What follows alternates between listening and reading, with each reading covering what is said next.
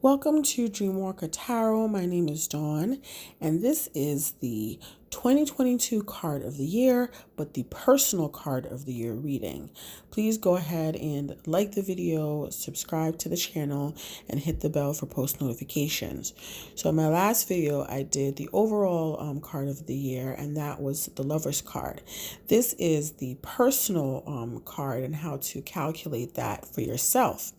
So in order to do that, what you'll do is you add your month and date of your birthday with this current year. As an example, I've used September 23rd. That breaks down to an 11 and finally to a 2. The 11th card is the Justice card, and the second card is the High Priestess card, and these are, we're using the major arcana cards for this process. The second way to do that is just to add the numbers straight out. And here we get a 20, which again breaks down to a 2. The 20th card, a major arcana card, is the Judgment card. And again, we have the High Priestess. So it's really up to you how you choose to do it. I like to use all of them together. I feel like it gives you a really well-rounded personal reading for yourself for the year in conjunction with the overall card of the year, which again is the Lover's card. So by looking at this card, if a person is born on the 23rd of September, they are a Libra. And so the Justice card is the court card for Libras. So this is really speaking to your experiences, personally for this particular person. So Libra, you are in some sort of relationship with a High Priestess. It could be a lover, it could be, a friend, it could be a family member. It's someone that you have some sort of interpersonal relationship with. And it looks like for this year coming up, there is going to be a situation where the things that this particular person has done to you, it's like you're going to get a little bit of retribution. Maybe this person has wronged you in some way. There does seem to be, again, with the Judgment card and the Justice card, you guys could be going to court. There could be an instance of you having to take this person to court. The way that the cards are laid out, the judgment is going to be held against the Pisces individual, which is the court, which is the zodiac sign associated to the High Priestess card. Ultimately, there will be a shift in the nature of your relationship due to either this court situation or just naturally, right? Like you're coming to the space where you're entering into a new phase of your relationship with this high priestess, which again is the court card for Pisces. If this is a new individual coming into your life, you want to use your intuition and your own personal judgment in how you choose to move with this person and the nature of the relationship that you're going to have with this person. It really is important for you to pay attention to the way that you feel, intuitively speaking, regarding this individual, and using that to be your guide in terms of having a relationship with them. So the next one I'm going to use is a Gemini birthday, which is 525, and we add that together and we get the 9th major arcana card, which is the Hermit card. It breaks down really easy, so there's no additional breakdown needed. But if we go the other way and add those all together, we get an 18, and then again it breaks down to a 9. And the 18th card is the Moon card. When you add the 18 together, the 1 and the 8, you get a 9, which again brings us back to the Hermit card. And so what does that mean for an individual whose birthday is the 25th of May, right? First things first, this person is astrologically, their sun sign would be Gemini, which is also the card, which is also the astrological sign that is related to the Lover's card. So the Lover's card is a card for Gemini, right?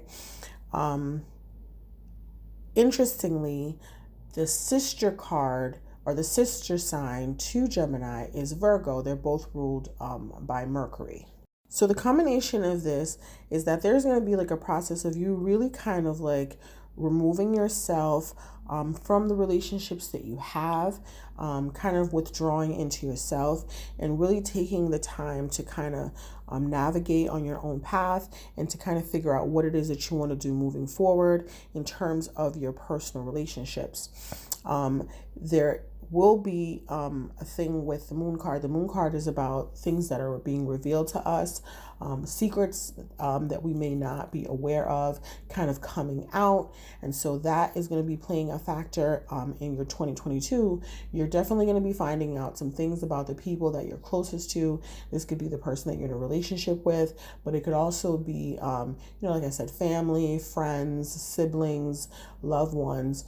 The moon card is usually a representation of Cancer. So if you have any Cancer individuals in your life, you might find that in 2022, you find out some things about this Cancer individual, but that could also be could also mean that you find out some things about a Virgo individual, because the Hermit card is also the core card for Virgo as well.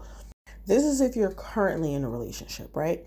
If you are a single person, you might find that you have a choice to make between a Virgo or a Cancer in terms of trying to move into a relationship space with them.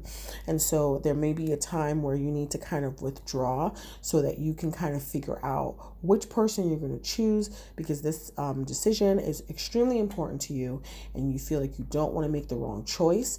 And so that could be playing out for some of you in 2022, like a back and forth, like a little bit of a love triangle situation playing out between a Gemini, a Cancer, and a Virgo. What you want to do is make sure that you pay attention to your intuition, because like I said, there will be some secrets revealed to you that is being represented here by the moon card. And if you do withdraw, you do want to make sure that you don't withdraw too much. You want to be present and focused in your life this year, particularly with the Lovers card here. You can go back and listen to the video that I did for the card of the year for the Lovers card. It is really talking about interpersonal relationships, but it's also talking about a personal relationship and cultivating a personal relationship with yourself, but also with spirit. And so if you are busy dealing with a lot of people, because there does seem to be a lot of people represented here in this particular spread, and there's only 3 cards, right? So if you are dealing with a lot of people, you do need to take the time to practice some self-care and kind of seclude yourself so that you don't get lost in the sauce, and so that your voice is heard, and that your vision for your own life is very clear and not wrapped up in the lives of the people that are around you. So that might call for you to practice extreme forms of self-care this year to make sure that you are protecting yourself and your own energy in the pursuit of the things that you want to do for your own life. So these are the 2 ways that you can figure out what your own personal card of the year is, and read it along with the Lovers card to get like a glimpse into what your year ahead will be. I'll be dropping the year ahead video soon. Just wait for it. But thank you so much for listening to this video. I appreciate you so much. Go ahead and like the video, subscribe to the channel, and hit the bell for post notifications, and I will see you soon.